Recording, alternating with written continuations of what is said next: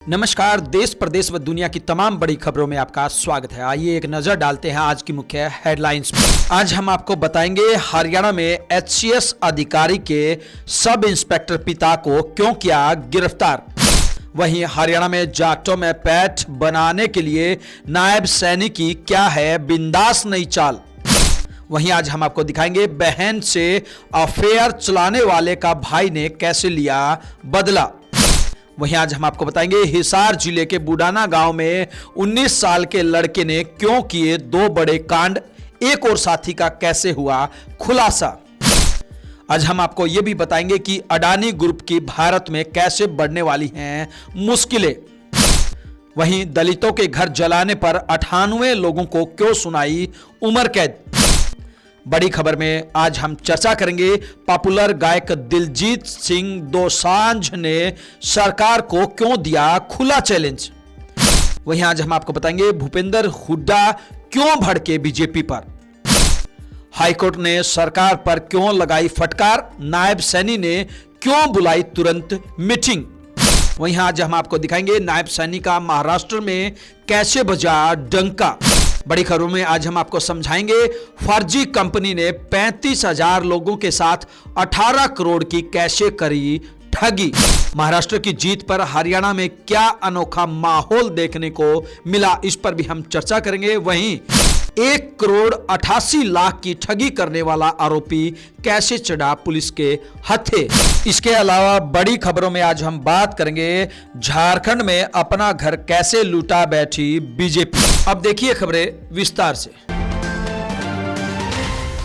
आइए बात करते हैं हरियाणा में एचसीएस अधिकारी के सब इंस्पेक्टर पिता को क्यों किया गिरफ्तार।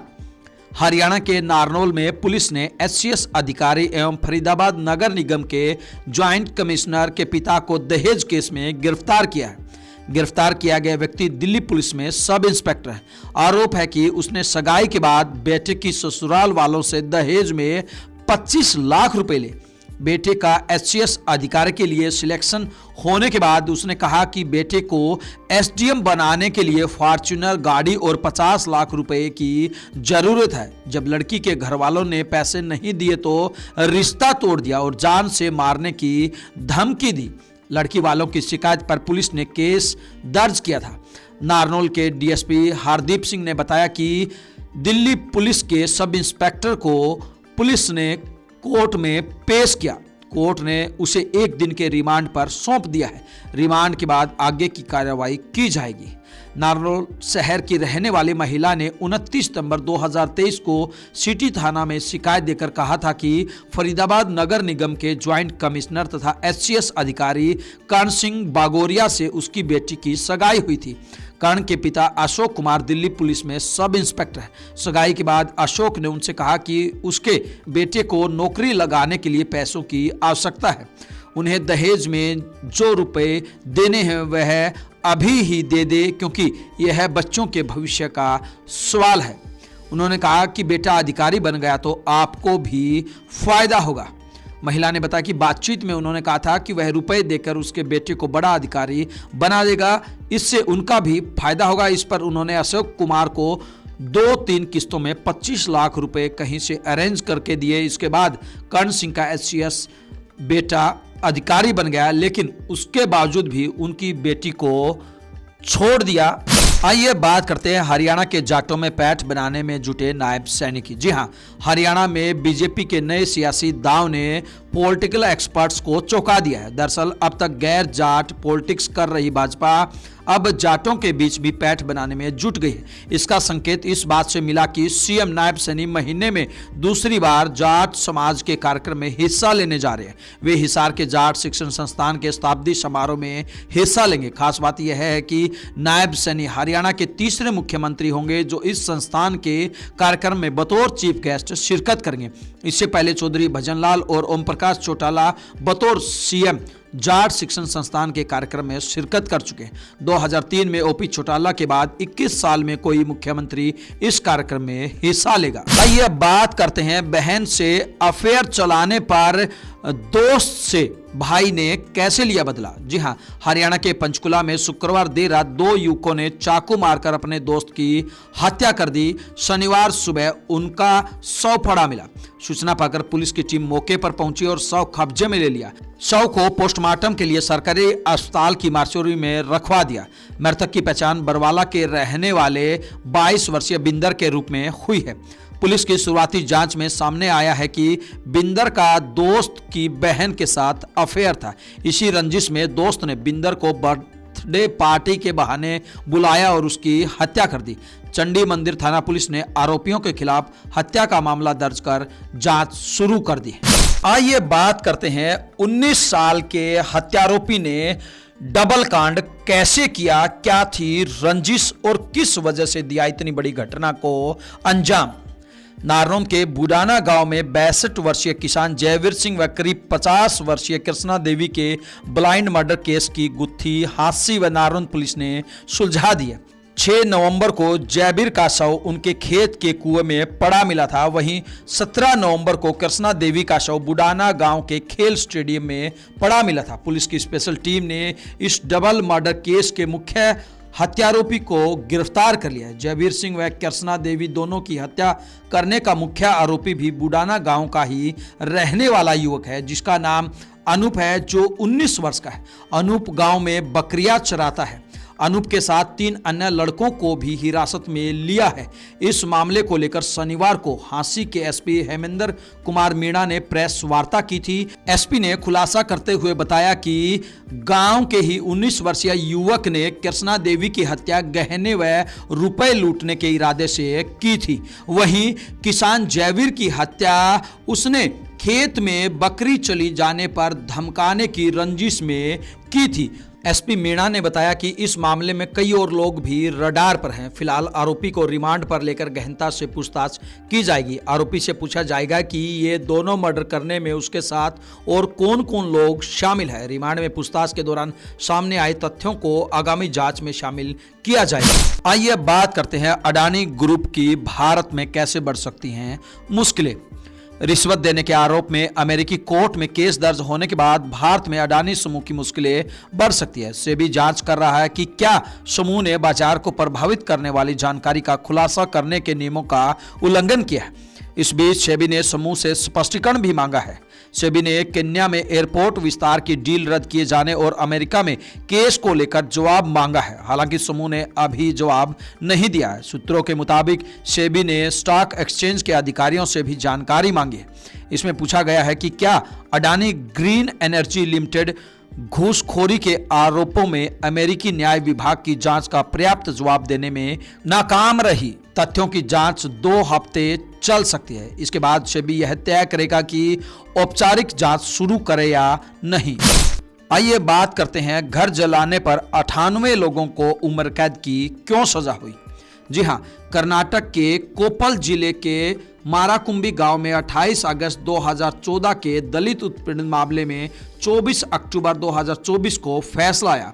सेशंस कोर्ट ने ऊंची जाति के 98 लोगों को आजीवन कारावास की सजा सुनाई। ऐसा देश में पहली बार हुआ जब छुआछूत से जुड़े मामले में इतनी बड़ी संख्या में लोगों को एक साथ उम्र कैद की सजा सुनाई गई। कोर्ट के फैसले से लगा कि 10 साल बाद ही सही माराकुंबी के दलितों को न्याय मिल गया। आइए बात करते हैं पॉपुलर सिंगर दिलजीत दोसांझ की। दिलजीत दोसांझ ने एक बार फिर सरकार को ओपन चैलेंज दिया है। साथ ही उन्होंने मीडिया में अपने शराब से जुड़े गाने पर उठी बातों पर भी प्रतिक्रिया दी। हाल ही में तेलंगाना सरकार ने उनके दिल लुमिनाटी टूर के दौरान शराब से जुड़े गानों पर आपत्ति जताई थी। खासकर पटियाला पैग और पंजतारा जैसे गानों को लेकर भी आपत्ति जताई थी। सरकार ने दिलजीत से अनुरोध किया था कि वह इन गानों को अपने कॉन्सर्ट से बाहर रखे। 22 नवंबर को लखनऊ में परफॉर्म करते हुए दिलजीत ने इस पर प्रतिक्रिया दी और कहा, मेरा किसी के साथ कोई मुकाबला नहीं है, कोई वर्सेस नहीं है। मैंने जब से इंडिया टूर शुरू किया है, चाहे वो दिल्ली था, जयपुर था, हैदराबाद था, बहुत ही प्यार लोगों ने दिया। अहमदाबाद और अब लखनऊ, मुझे लखनऊ आकर बहुत अच्छा लग रहा है, बहुत प्यार मिल रहा है। थैंक यू दोस्तों। पूर्व मुख्यमंत्री भूपेंद्र सिंह हुड्डा ने बीजेपी पर अटैक किया। हरियाणा के सोनीपत में पूर्व मुख्यमंत्री भूपेंद्र सिंह हुड्डा ने बीजेपी की नई सरकार के कामकाज पर टिप्पणी करते हुए कहा कि जिस तरह पूत के पांव पालने में ही दिखने लग जाते हैं, उसी तरह बीजेपी की नई सरकार की विफलताएं भी शुरुआत में ही उजागर हो गई है। नई सरकार भी पिछली बीजेपी सरकार की तरह किसानों को ना खाद दे पाई है और ना ही एमएसपी। हुड्डा ने सोनीपत के कई सामाजिक कार्यक्रमों में शिरकत करने के बाद ये बात कही। इस मौके पर पत्रकारों के सवालों का जवाब देते हुए उन्होंने कहा कि सरकार ने खाद की उपलब्धता पर भी झूठ बोला है। सरकार ने कहा कि खाद की कोई किल्लत नहीं है, जबकि खाद नहीं मिलने के चलते पूरे हरियाणा के किसानों में त्राहिमाम मचा हुआ है। हरियाणा के इतिहास में ऐसा सिर्फ बीजेपी राज में हुआ कि थानों के भीतर और पुलिस सुरक्षा में खाद बंटवानी पड़ रही। हर बार किसानों को बुआई का सीजन जाने के बाद खाद दी जा रही है। हुड्डा ने बीजेपी के चुनावी वादे याद दिलाते हुए कहा कि उसने धान का 3100 रुपए रेट देने का वायदा किया था, लेकिन सच्चाई यह है कि सरकार बनने पर बीजेपी ने किसानों को एमएसपी तक नहीं दी।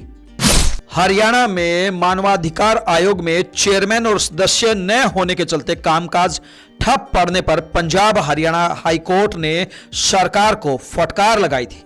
हाईकोर्ट ने स्पष्ट किया था कि यदि अगली सुनवाई तक पद नहीं भरे गए तो संबंधित अधिकारी को व्यक्तिगत रूप से कोर्ट के समक्ष उपस्थित होना पड़ेगा और याचिकाकर्ता को मुकदमे की लागत के रूप में 50,000 रुपए अपनी जेब से देने होंगे। बस फिर क्या था, हरियाणा मानव अधिकार आयोग को जल्द नया अध्यक्ष मिल जाएगा। इसको लेकर मुख्यमंत्री नायब सैनी ने एक इमरजेंसी मीटिंग बुलाई और इस मीटिंग के बाद उन्होंने कहा कि अध्यक्ष और अन्य 2 सदस्यों के नामों पर मंथन किया गया है।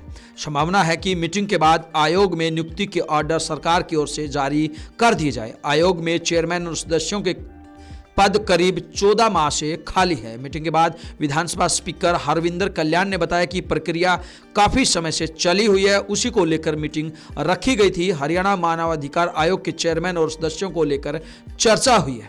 वहीं विपक्ष की ओर से इस बैठक में कोई शामिल नहीं हुआ, क्योंकि नेता विपक्ष का होना इस बैठक में जरूरी होता है, लेकिन अभी तक नेता प्रतिपक्ष बना नहीं है।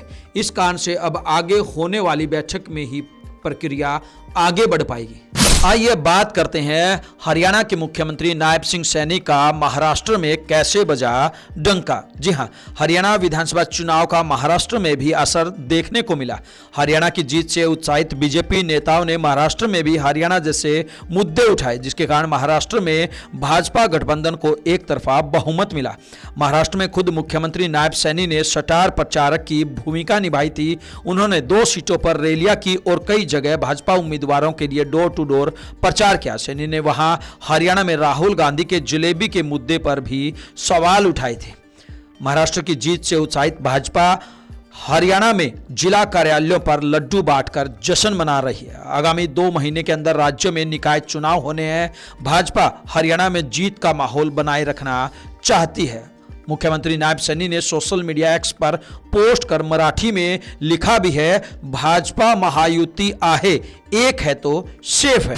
आइए बात करते हैं कैसे फर्जी कंपनी ने 35,000 लोगों के साथ 18 करोड़ की ठगी कर दी। जी हां, हरियाणा पुलिस की साइबर नोडल पंचकुला टीम ने घर बैठे ऑनलाइन रुपए कमाने का झांसा देकर ठगी करने वाली 2 कंपनियों का पर्दाफाश किया। पुलिस ने तीनों आरोपियों को अदालत में पेश कर रिमांड हासिल किया।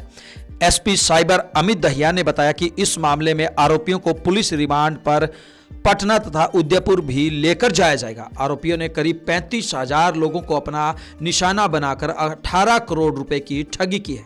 रोहतक निवासी जानी तथा रोहित द्वारा 2 कंपनियां ऑनलाइन माध्यम से चलाई जा रही थी, जिनका एक ऑफिस रोहतक के शीला बाईपास पर और दूसरा पटना में था। कंपनी द्वारा लोगों से शुरुआती तौर पर 5,000 की रजिस्ट्रेशन फीस ली जाती थी।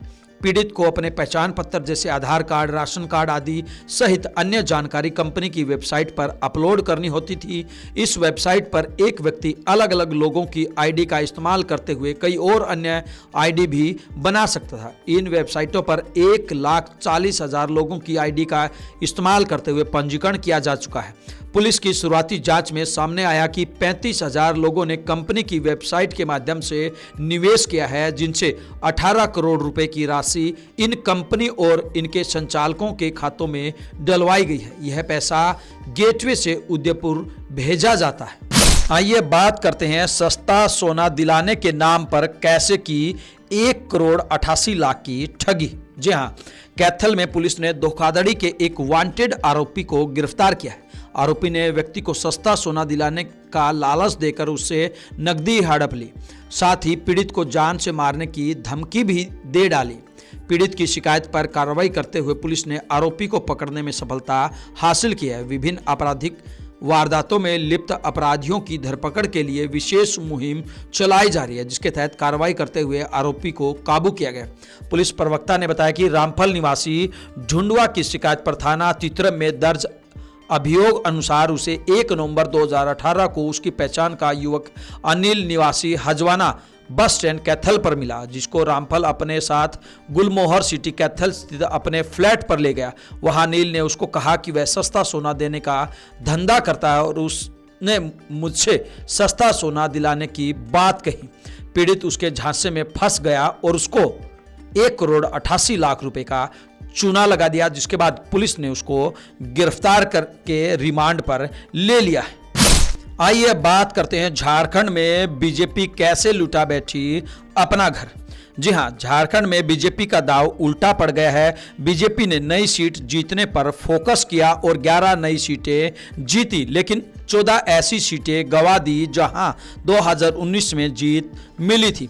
दूसरी तरफ हेमंत सोरेन की झारखंड मुक्ति मोर्चा ने 30 में से 25 सीटें रिटेन की है। इसके अलावा 8 नई सीटें भी जीती हैं। कांग्रेस ने 16 में से 11 सीटें बरकरार रखी हैं और 5 नई सीटें भी जीती हैं। झारखंड के नतीजों में ये एक डिसाइडिंग फैक्टर रहा है।